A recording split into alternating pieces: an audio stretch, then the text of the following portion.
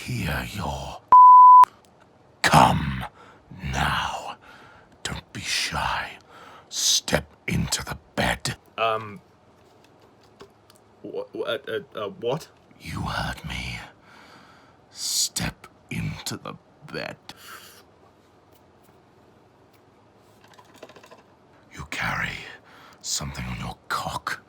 Something made of gold, but far more precious. I am Luckwearer. I am he who walks unseen. I am Barrel Rider. Barrels. I am also Wearer. Lovely titles. Now come in.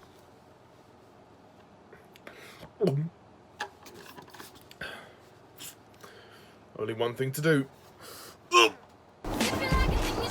No! Help! I am fire. I am sex. Science process? Oh no, it's Gollum. You will burn. Oh God. If you liked it, they should have put a ring on it. We don't know a thing about each other. I don't know where we're meeting. I don't even know your name. The name's Sherlock Holmes and the address is 221B Baker Street. I see fire inside the mountain. I see fire burning the trees. I see fire hollow in soul. I see fire burning the breeze, and I hope that you... Hello, my Middle-earth fans and subscribers, and welcome to my latest movie review, where today I review the second film of the Hobbit trilogy, The Hobbit, The Desolation of Smaug, released in 2013 and directed once again by Peter Jackson. So, The Hobbit, The Desolation of Smaug. Once again, this review is based on the extended edition. I have seen the theatrical cut, but I don't own it. I only own the extended cuts. So all of the Middle-earth reviews are going to be based kind of on the extended editions. So there may be spoilers for the extended cut if you haven't seen it, just to let you know. So, The Desolation of Smaug. Let's begin, shall we?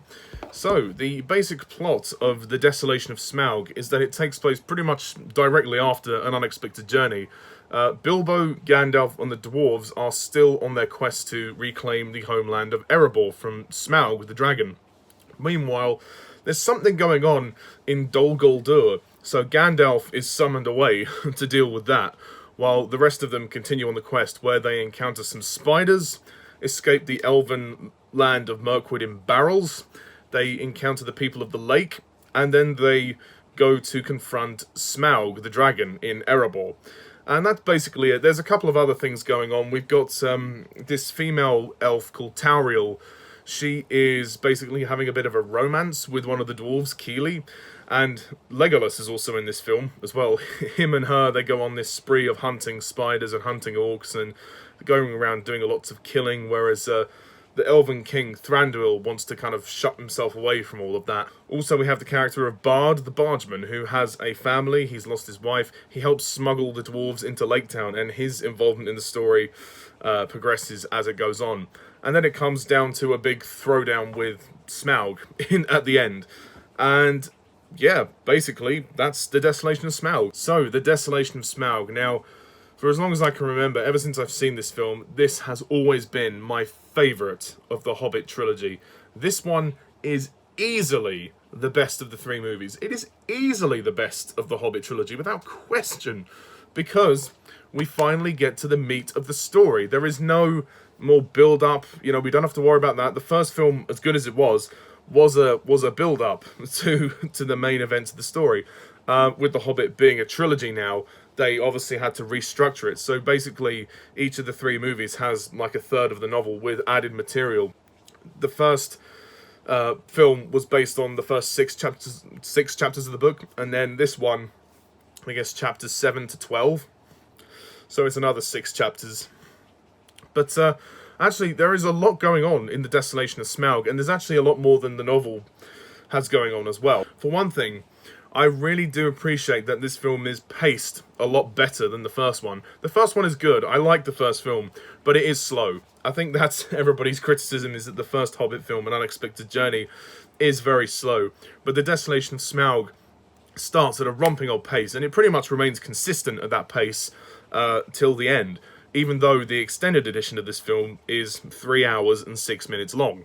The theatrical cut is 2 hours 40 minutes. So the extended edition actually adds 25 minutes back into the film, which is really quite something. So it's the best extended cut for the Hobbit movies as well.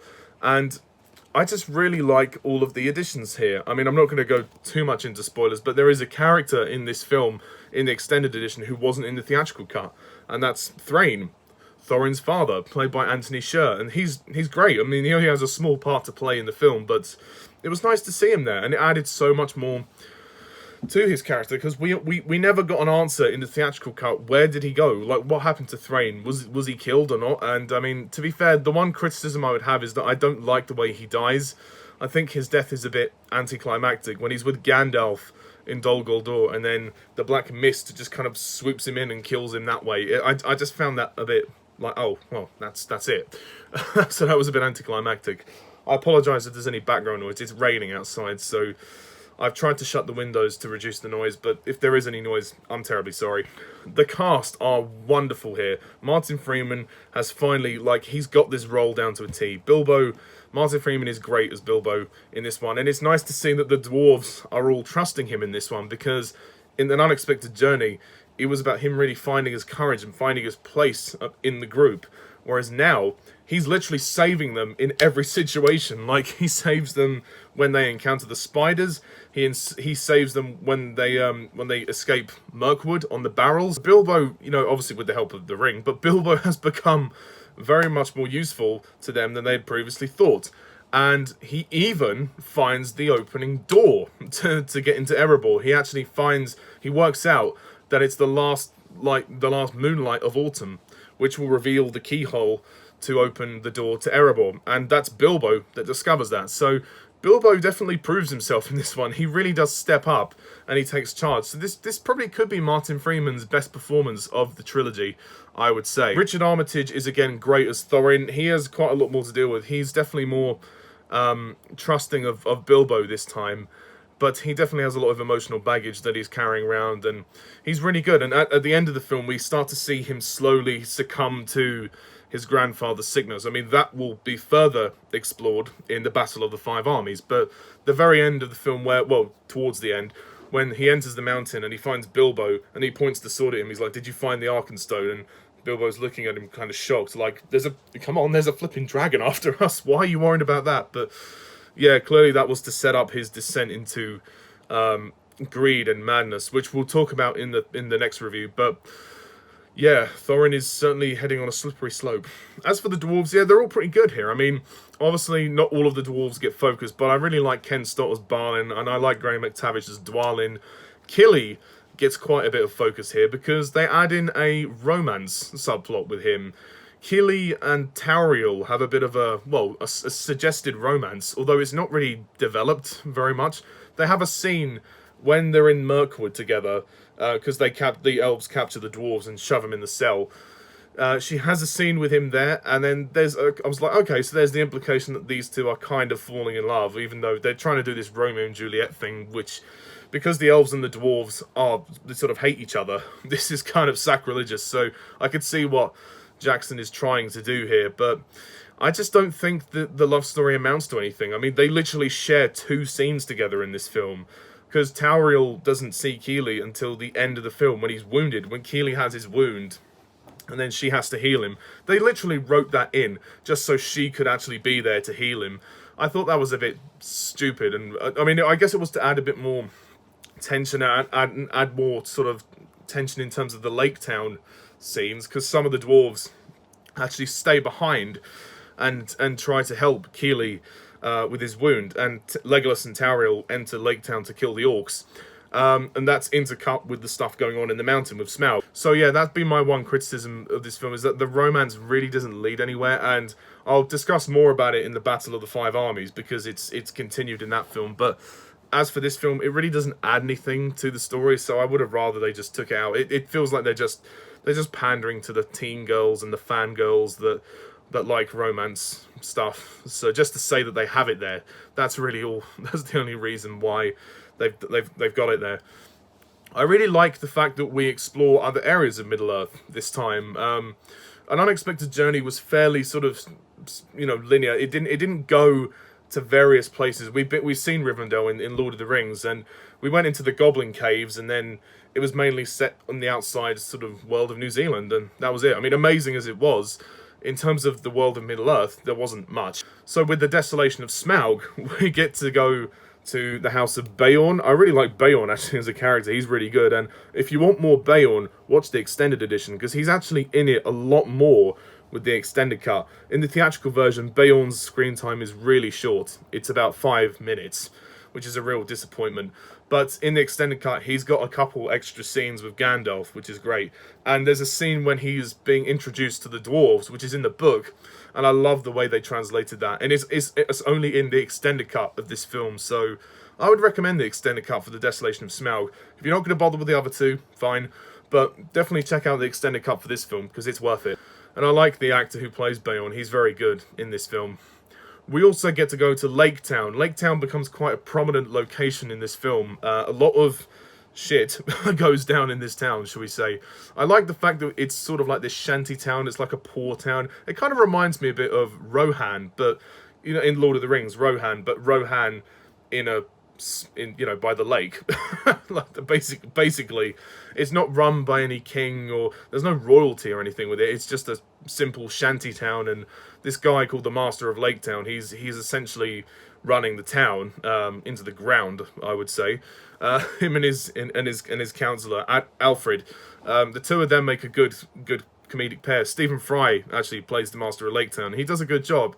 And so Ryan Gage, who plays Alfred, his assistant, is very good. I'll talk more about Alfred in the next review, because Alfred gets a lot more screen time in the third film for some reason. But for nothing else, I have to talk about this. Smaug. Oh my god. Benedict Cumberbatch is amazing as Smaug. He was made for this role.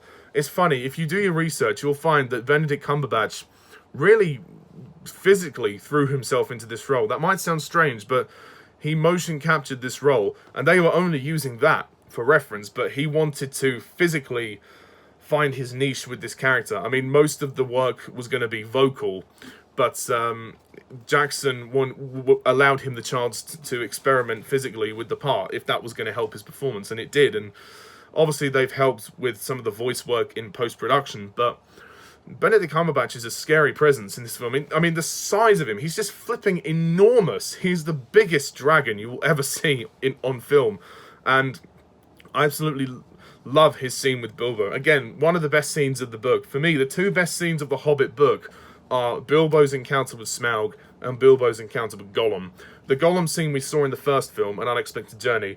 In the Desolation of Smaug, we get to see Smaug in his full glory, and that scene was amazing. I mean, Martin Freeman totally portrayed Bilbo in that moment. I mean, never has Bilbo shit himself much more than he would have done in any other scene, and I think that was just genuinely amazing. And it is ironic because both of them appeared in Sherlock, which is funny. The action scenes in this film are incredible. This film has more action than the first film, which I think is nice. I mean, because the first film did take a while to sort of build up, so I guess Jackson thought, well, we better add some more excitement into this film. And generally, The Desolation of Smaug is a much more kinetic movie. It moves quicker, and it's much faster. There's so much more energy, there's so much more excitement. The direction, I think, is 10 times better in this one from Peter Jackson. I think he really has upped his game with this one.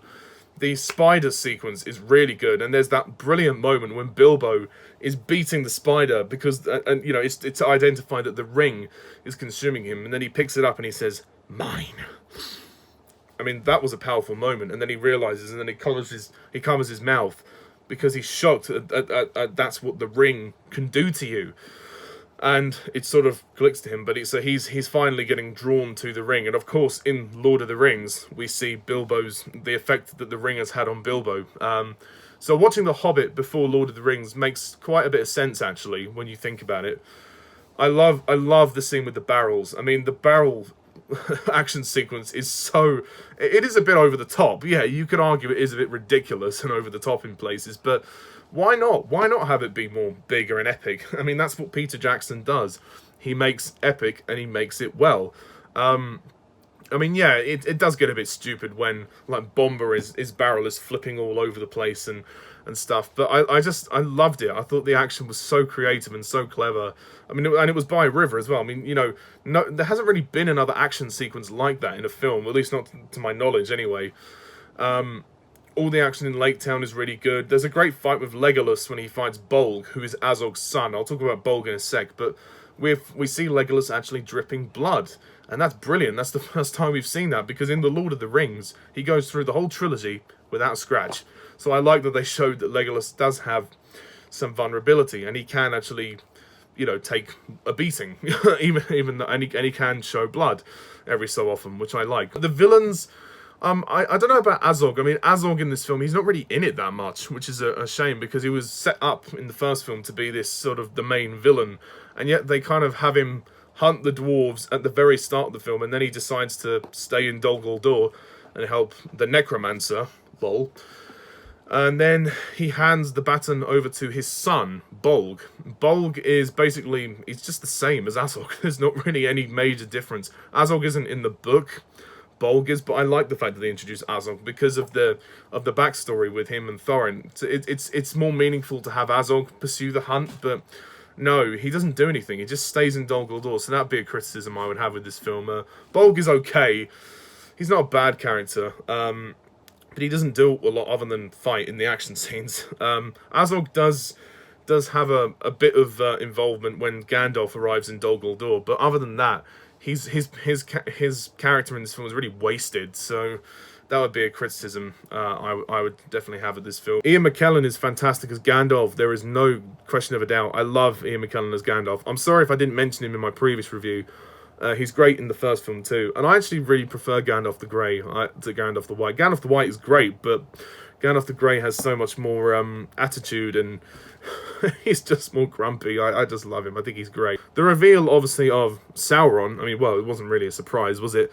This film is meant to be a prequel to The Lord of the Rings, so it's all drawing in on those big-scale events that we'll see in the Lord of the Rings trilogy. And I will obviously cover all 3 Lord of the Rings movies when we get to them, but that was a great moment when Gandalf discovers, you know, that Sauron is back. You know, obviously, it being a prequel, we knew that was going to happen, but at the same time, you know, it was a great moment in the film. The CGI as well. I think some of the CGI is mostly very good, but like the first film, it is over-relied on. I think the CGI could have been toned down a bit, and some of it doesn't look completely rendered, so I think Peter Jackson could have tried to clean up some of the CGI, but mostly it looks great. I mean, especially Smaug. Smaug looks amazing. I mean, it's just the odd little shot here and there. I noticed a shot of the liquid gold.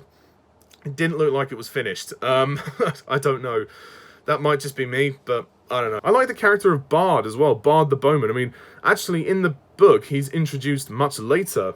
He's introduced at the point when he kills the dragon. Spoiler alert.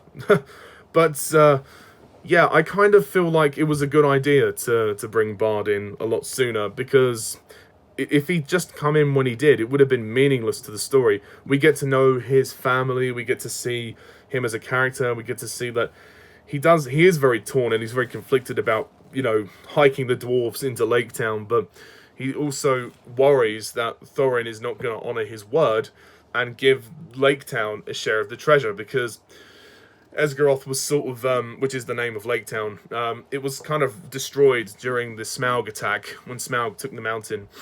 And they want to rebuild what was lost, so they've kind of managed to forge what they can on the lake. But yeah, there's that great scene when Thorin stands there and he promises them that he will honour his word and he will give them a share of the treasure. But of course, we'll see how that works out in the Battle of the Five Armies. The music by Howard Shore is good, although I would say that it's probably his weakest score of the 6 films. It's not a bad score, and it fits with the film. It sounds great, but I don't find myself wanting to listen to it as much as the others, which is a shame, but it sounds good enough. You know, it's decent. Also, the end credits song by Ed Sheeran, I See Fire, a lot of people don't like it because they're not fans of Ed Sheeran, but I mean, I'm not really an Ed Sheeran fan. I mean, I like his music, but I'm kind of indifferent towards it. But I like this song. I think it's good. I mean, and clearly they hired him because he was current at the time, and it's a good song. And I also particularly love the end cliffhanger of the film. Now, a lot of people are going to probably disagree with me because of the opening of the 3rd film, which we'll get to in the next review. But I loved it. When I was in the cinema watching this for the first time, I couldn't believe that they ended it on a cliffhanger. I mean, I knew what was going to happen because I read the book, but the moment when Smaug... I mean, they didn't drown him in gold in the book, but yeah, I mean, they weren't trying to kill him. They were just trying to piss him off enough to get him to leave. And then he does leave, but he heads for the lake. So he tries to get revenge on the dwarves by attacking Lake Town, which we will see in the 3rd film. And I love the way that the cliffhanger ended with him saying, "I am fire, I am death." And then he flew off, and then Bilbo said, "What have we done?" Boom! End credits. I thought, wow, that was a great way to keep the tension going. And when I first saw that, I thought, oh my god, that's it? You got to make us wait another year? Oh no! I mean, it was one of those yes moments, but it was also like, oh, I've got to wait a year to see how this all goes. But of course, I read the book, so I kind of had an idea of how it was going to pan out. But in terms of what Jackson would do, yeah, we'll touch on that in the next review. And in regards to Tauriel, yeah, I've already talked about the romance, but in terms of Evangeline Lilly, I mean, she gives a good performance, there's no question about that, but I just feel like they kind of threw her into the film just for the sake of a romance. I mean, she is like, they wrote her in specifically because there weren't many female characters in The Hobbit, and that's fine. She's like the only female in this film. But at the same time, you just think, well, what's the point? I mean, you know, other than making her sort of kick-ass and an elven warrior. I mean, I like that aspect of her character, but kind of softening her up and doing the whole romance thing, it's pointless. If you're not going to develop it, then don't bother doing it. That's what I would say. But whatever. Quick last mention of Lee Pace, who plays Thranduil. He wasn't really in the first film that much. He had a sort of cameo role in the first film. But I like him here. He's in this film a lot more. I really like his involvement with the story and the fact that he is trying to distance himself from the outside world. He just doesn't want to be associated with any danger and stuff. And we get to see like a different side of the elves as well. We always saw in Lord of the Rings, the elves of Lothlorien and Rivendell were very peaceful. You know, they were quite happy to get involved with affairs of the outside world. But Thranduil, he's kind of selfish. He's not very nice. He's a very nasty man. I mean, he's just not a very nice guy. He's actually Legolas's dad as well, which is kind of interesting. Hence why Legolas is in the film. You know, it makes sense to have Legolas if his dad is in it. And I just thought his attitude towards the whole situation was kind of dickish. Like, he was being a dick. He was like, well, fine, we'll just shut ourselves in. We don't care about, you know, it's their problem. It's not our problem. But obviously, Thranduil will play a bigger part in the story in the 3rd film. But I liked his inclusion in this film. The scene with him and Thorin, when Thorin turns around and calls him distrustful, the fact that he doesn't have any honor. And I thought that was a really interesting... Yeah, I thought that was a really interesting scene. And it really added a lot of tension. And you can see Thorin's hatred for the elves. And these two races, how they are really pitted against each other. It's a rivalry that's, I think, really interesting. And of course, it finally sort of culminates, I think, in Return of the King with Legolas and Gimli. But we'll get to Return of the King later. In short, The Hobbit, The Desolation of Smaug is great. It is the best film of the Hobbit trilogy by far. And it has always been my personal favourite. I did used to give this a really perfect score, but I think I'm going to have to reevaluate that score because I think I do have a couple of flaws with it. Some minor flaws, but I'm going to score The Desolation of Smaug a 9 out of 10.